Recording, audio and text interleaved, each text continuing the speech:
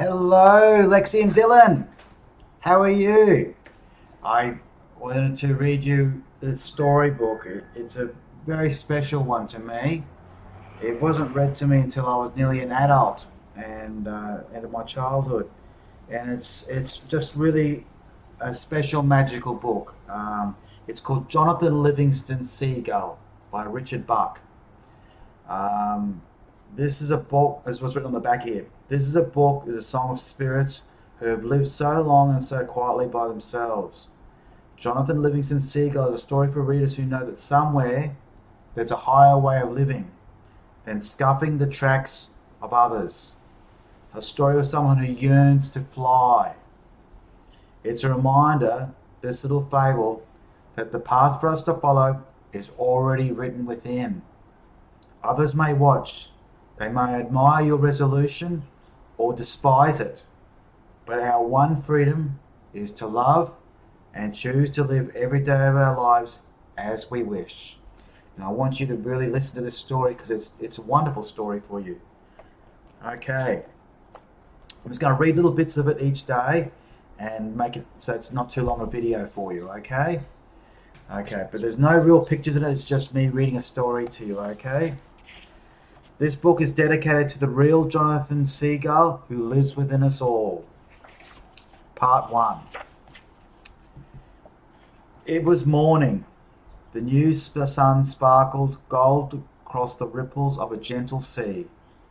A mile from shore, a fishing boat chummed the water, and the word for breakfast flock flashed through the air, till a crowd of 1,000 seagulls came to dodge and fight for bits of food. It was another busy day beginning. But way off alone, out by himself, beyond boat and shore, Jonathan Livingston Seagull was practicing.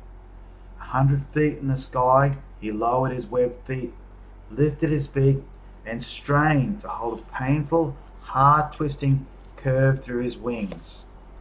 The curve meant that he would fly slowly, and now he slowed until the wind was a whisper in his face, until the ocean stood still beneath him.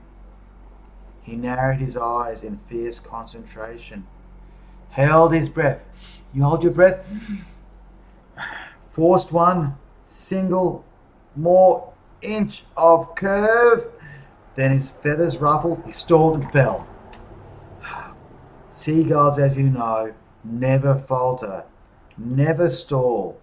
To stall in the air is for them disgrace and it's dishonor. But for Jonathan Livingston Seagull, unashamed, stretching his wings again in that trembling hard curve, slowing, and stalling once more, was no ordinary bird. Just like you guys, you are no ordinary people. You're special people. He's trying something hard and he's failing at it, but he's not disheartened. He's going to keep trying. Most gulls don't bother to learn more than the simple facts of flight, how to get from shore to food and back again. For most gulls, it's not flying that matters, but back again. Food back. But eating. Sorry, not eating. For this gull, though, it was not eating that mattered, but flight. More than anything else, Jonathan Livingston Seagull loved to fly. Do you love to fly? Like on those roller coasters? That was fun. This kind of thinking, he found, is not the way to make oneself popular with other birds. Even his parents were dismayed as Jonathan spent whole days alone making hundreds of low-level glides, experimenting. He didn't know why, for instance, but when he flew at altitudes less than half his wingspan above the water, he could stay in the air longer with less effort.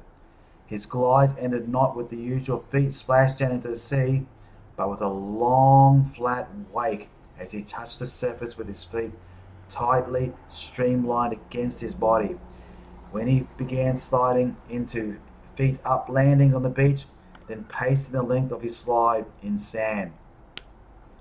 His parents were very much dismayed indeed. "Why, John, why?" his mother asked. Why is it so hard to be like the rest of the flock, John? Why can't you leave low flying to the pelicans, the albatross? Why don't you eat? Son, you're bone and feathers. I don't mind being bone and feathers, Mum. I just want to know what I can do in the air and what I can't. That's all I just want to know. See here, Johnathan, said his father, not unkindly. Winter isn't far away. Boats will be few and surface fish will be swimming deep. If you must study, then study food and how to get it. This flying business all very well, but you can't eat a glide, you know. Don't you forget that the reason you fly is to eat. Johnathan nodded obediently. For the next few days he tried to behave like the other gulls. He really tried, screeching and fighting with the flock around the piers and fishing boats, diving on scraps of fish and bread, but he couldn't make it work. It's all pointless, he thought, deliberately dropping a hard won anchovy to a hungry old gull chasing him. I could be spending all this time learning to fly. There's so much to learn. It wasn't long before Johnathan Gull was off by himself again, far out at sea, hungry, happy, learning. Do you like to learn? I hope you do. Okay then, well, we'll stop it here and I'll catch you again tomorrow with the next part of the story. Love you. Mwah! Bye-bye.